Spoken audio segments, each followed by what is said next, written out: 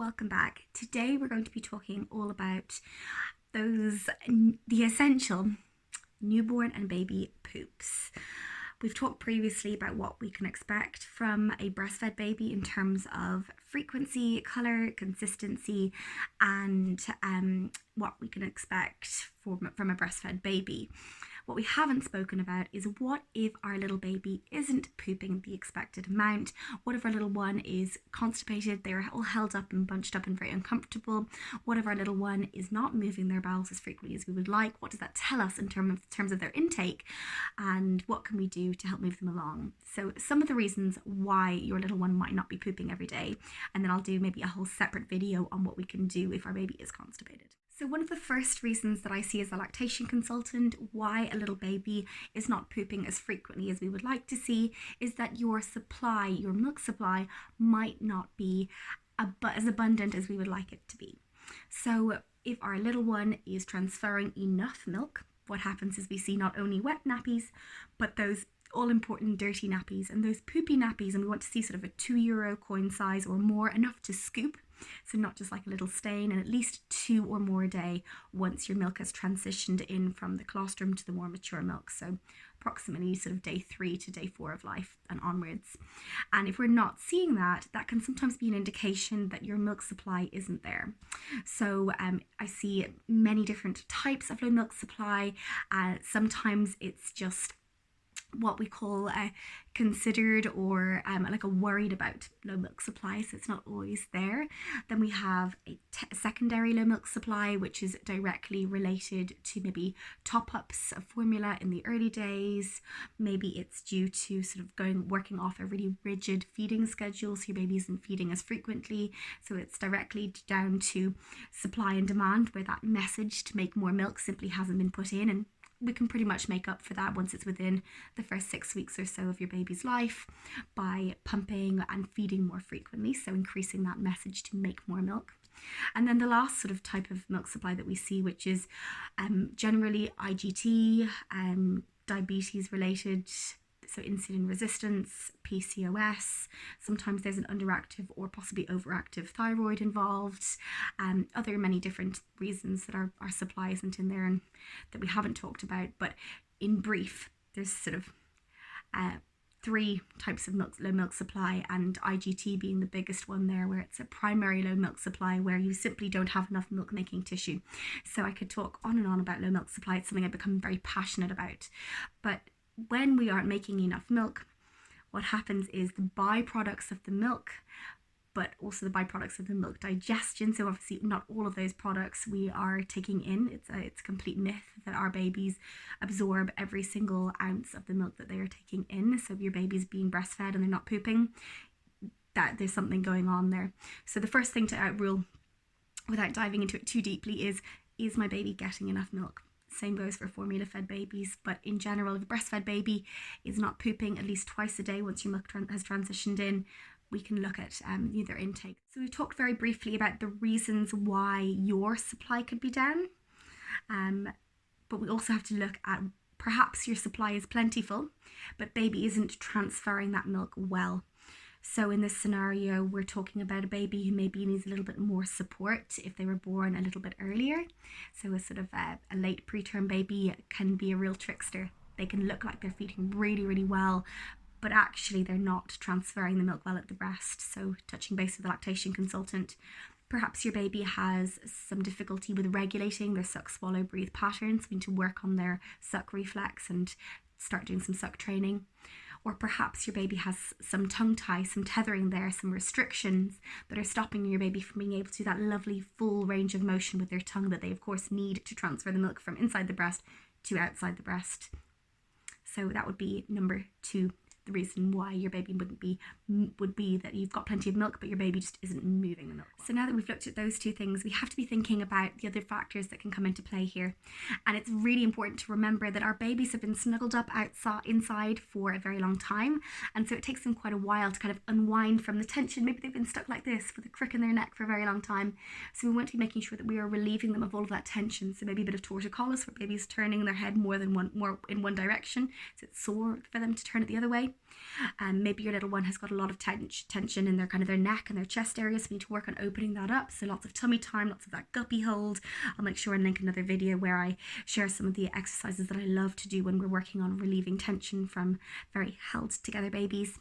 Body work is really nice here, so a craniosacral therapist, osteopath, or an infant chiropractor is really, really beneficial for these babies, or even just a lovely little warm bath, warm compress on the back of the neck, loads of tummy time, loads of that guppy hold, some gentle baby massage. Again, have a little look through that video. But if you've got some torticollis or some tension going on, remembering of course that a tongue tie tethers to the bottom of the tongue, and then of course that tension continues throughout the baby's body. So if we're not working on undoing some of that tension, you can even see tension right through the gut and right through our baby being able to release their bowels. So you might go ahead and notice just at baby's bottom, the crease there just above their natal cleft, or their bum crack can be deviating to one side or another, and a little bit of gentle massage around that area can really help to get things going. So tension then is my number 3, would be any sort of tension in your baby's body can stop them from going to the toilet as much as. So one of the other big questions that I ask in my lactation consults when I'm taking a really detailed history is, what was your baby's mode of delivery? So what way were they born? Were they a very long induction process? Was there maybe a forceps or a kiwi delivery? Was your baby OP, so back to back? Or was your baby a cesarean birth? And in some of these scenarios, it can mean there is more pain and more discomfort, which can make feeding a little bit more difficult in the early days. I see more difficulties with those forceps deliveries, those babies who have the little spoons on either side of their head to kind of help them out with a little bit more traction, tension, and that little bit more assistance, that's turning assistance, that can mean that sometimes these babies struggle to latch on deeply at the breast and to maintain the suction required for their latch and to move the milk, but also they struggle with kind of coordinating that suck, swallow, breathe sequence. So oftentimes these babies are very sore, so maybe making sure that they're getting some pain relief if they need it, if they're very bruised or their little heads are very tender. Making sure that you're using supportive positions, so you're not placing a lot of pressure on their head, and making sure that you're supporting baby below ear level. So if your little one here is very sore in the head, that you are supporting them in a way that means you're not got your hands on the back of their head at all, so that you're latching them on this way and then just bringing the arm kind of just gently support, or maybe you're getting into a more reclined position altogether, shimmying yourself right back, so your hands are actually away from your baby's head altogether. These babies are very sore, they're very tender, they need a lot of support, so doing everything that you can to encourage them on their way, deep latching positions, but also breast compressions and frequently switching sides can be really helpful for these little babies. So the next thing that I like to ask about and like to mention is food sensitivity or food allergy. And this is probably the biggest one that a lot of mums will jump to straight away, and I'm very much sit in the back seat in terms of, let's look at all of the other breastfeeding related issues that there could be going on first before we go cutting anything out of our diet. Generally we're talking about something like a cow's milk protein allergy, which is either IgE mediated or non-IgE mediated, which means we will see it pretty much immediately within the first week after birth, where babies are very unwell and there's often a lot of vomiting, a lot of blood in the stools, babies aren't gaining weight as they should be. Or non-IgE mediated, which means that those babies we often pick up on a lot later on, and they can then go ahead to, with the support from a dietitian, reintroduce cow's milk protein as they kind of go along that milk ladder later on in life once they start their solids. So making sure you have big support rather than just cutting it out cold turkey.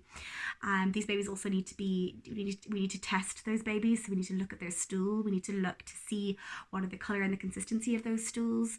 We need to see if your baby is in fact allergic to or having a sensitivity to milk protein. It's pretty likely that your little one's also going to struggle with digesting soy and sometimes eggs as well. So making sure that you are linking in with an allergist and somebody who's expert, can offer you expert support in that area, and also making sure that you are outruling all of the other issues. So for instance, I'll often see, these really fussy, gassy babies who are having these explosive poos, and oftentimes that's a case of managing milk supply. So an oversupply of milk, or perhaps a very forceful or fast letdown that baby isn't managing so well. versus actually there being some sort of allergy there. So there's a huge difference in terms of the differentiation between the two diagnoses. So making sure that you were getting expert support there to make sure you're getting the appropriate diagnosis and proper aftercare. So the other thing, of course, that we have to mention is something that I'm super into at the moment in terms of always, continuing my own studies, is the microbiome. And when we look at the breastfed baby and we look at the mum's microbiome, so how often are they going to the toilet? I'm always asking, if you're not going every day, we can't possibly expect your baby to go every day. How is your diet? What's your dietary intake? Are you getting enough proper fibers in? Are you getting a nice rainbow of different fruits and vegetables during the day? We like to look at, if mum's microbiome has been impacted, and equally if baby's microbiome has been impacted. So for instance, if you've had antibiotics in a cesarean birth, are you working to do lots of skin to skin, lots of breastfeeding?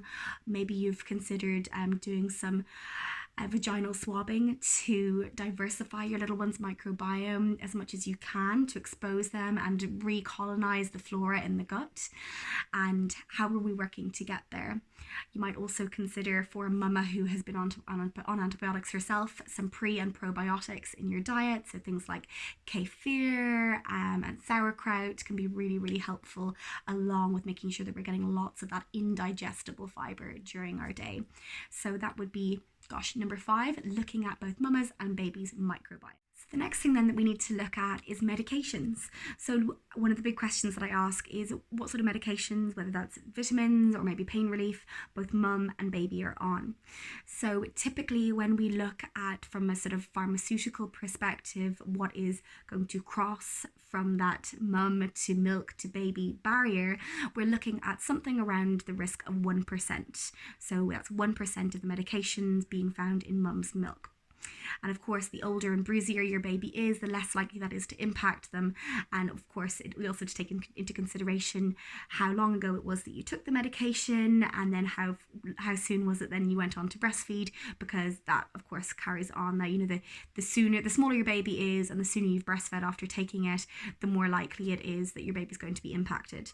So as with all medications, there are side effects and there are risks, and some of the side effects to certain medications, particularly some pain relief, is constipation. Of course, like I was saying earlier, if you are not going frequently, your baby might also not be going frequently. So it's really important that we look at medications that you are on, but also whatever medications that your baby is on. And finally then, I want to talk to you about movement. And this is something that I've become extremely passionate about. As a mum who loves baby wearing, I was really hesitant to even think about doing anything else with my little ones. But actually, with a second baby who was one of those babies who wasn't pooping as frequently as I would like, one of the big things that changed that was encouraging more movement during his days. So when we made a point of avoiding those containers, so none of those little nests or swings, keeping him out of a wrap or carrier all of the time, and giving our little one plenty of opportunity to just kick around, whether that was tummy time or on his back. We would put down a nice cozy, sheepskin blanket on the table during dinner time, and our little one would lie there, kick around the place while we were having our meal. So it made a point of contact for me then that every time I was eating, he was moving. And that was something that I really noticed, because like I said earlier, our little ones are tucked up inside without much movement going on. And just in the same way that you might notice yourself, if you went for an early morning walk, what you're doing is you're jostling and moving that digestive tract to get it going, so that you can your bowels will start moving. And our little ones are the same. So relieving all of that tension, getting that movement going, encourages the bowels to move. Thank you so much for watching this little video. I really do hope that you found it helpful. And if you are struggling on your breastfeeding journey, or maybe you're not quite sure that your little one is pooping as frequently as you would like, do make sure and send me a little email down below, and I would love to work with you to get everybody moving and happy and content and get you going on your journey.